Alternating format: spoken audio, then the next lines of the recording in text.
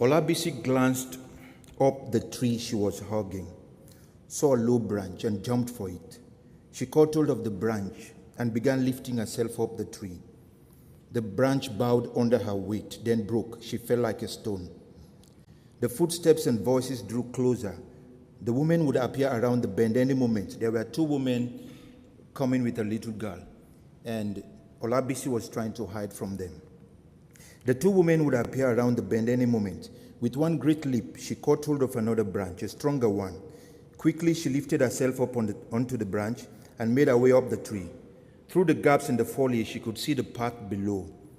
Two women appeared around the bend, talking in low tones to a girl of about 10 years of age.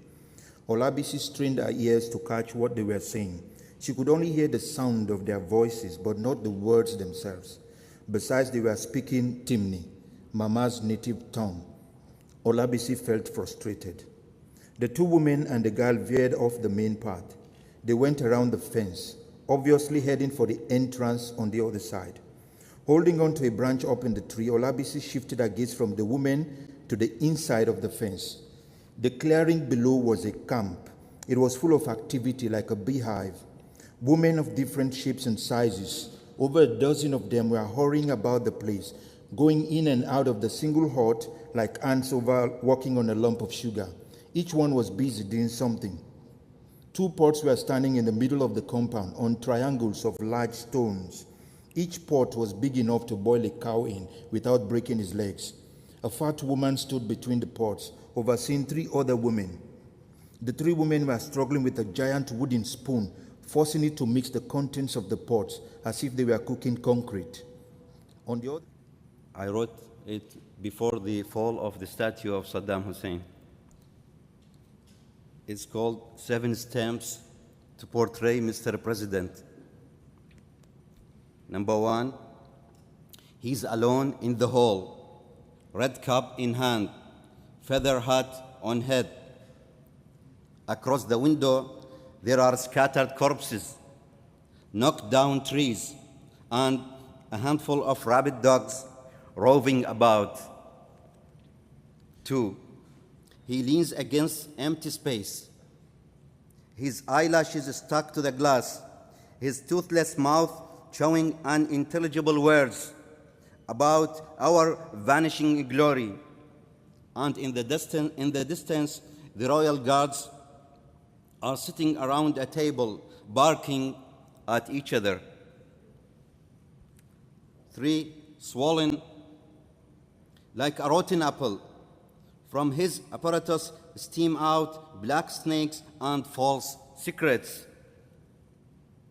4, as he does, he builds out of his fantasies a wailing country with his stumbling speeches. 5, full with pride, he stands on the edge of the world, holding the bell of the final alarm to ride back to the beginning of the creation, waving 2 torches, one of God and one of battle. The Son of God. You are in another time. You are the owner of a closed field like a dream. Jorge Luis Borges to a cat. First, like every day, I jump from the cushion to the chair in front of the computer, and in competition with the silence in the mirror I go, with exuberant parsimony, from the hallway to the room.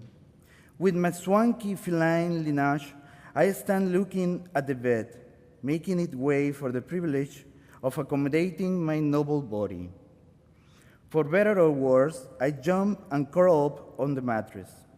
It is time to plunge into the eternal feline oblivion. Just then, I remember my unanswered emails and return to be a pathetic human who unsuccessfully tried to lose himself in the faraway mooring of cats. I go back to the remote control, to the television, to the dead at the doors of the government palace, and to the faces that cast blame with howling jaws. It's so hard to be like Hugo and Anita, so complicated to act like pets, alien to a world where this human is in despair in the middle of a national crisis, jobless and broke. The solicitude of an apartment is witnessed as I try to abandon my despair in the wake of pending electricity and phone bills. The shame of being unable to manage as the man of the house, the tedium of sending resumes, and the faraway calls to all acquaintances that greet you affectionately, that will tell you how good you are at what you do, and that will ultimately never give you work. His eyes were long and thin too. The mustache on his even-featured face looked as out of place as the painted legs on a snake. "Masters, have you all eaten?" Zhi offered the common greeting, which didn't necessarily require an answer. He settled in a chair, propping one leg on the opposite knee to show off his knee-length boots, specially made from the finest and the shiniest leather by his friend at a shoe factory. They looked too hot for May, but were clearly too cool to be tucked away. The distinctive tapping came from a half-moon metal plate on the soles. The protective plates were popular, the percussive sound considered attractive. After all, not everyone could afford leather shoes. She had the best view of the whole island. At least that's what Viv would tell Sister Mary Catherine in her letters. She omitted to mention that it was the best view if you were primarily interested in people. On a clear day like today, she could see all the way down to the cavern through her window. And she saw much more than mere arrivals and departures. She saw expectations. The surrendering flag of Ellen's yellow skirt communicated everything she needed to know. She longed to be among them, to leave her peppermint tea cooling in the shade, to feel the back door slamming its full stop. It only took a few minutes for her to get to the cavern. It was the perfect day for a jaunty stroll, dog at heel, the whole island a glinting, exultant green. But Sister Mary Catherine had told her categorically not to go. It wouldn't be appropriate, she'd said in her squat black handwriting. Hermits, like us, must not congregate amongst others of a disparate inclination. You must remain at the hermitage, and God will lead us to you. Howard, the farmer, would lead them to her, and he certainly was no God, she wanted to write back.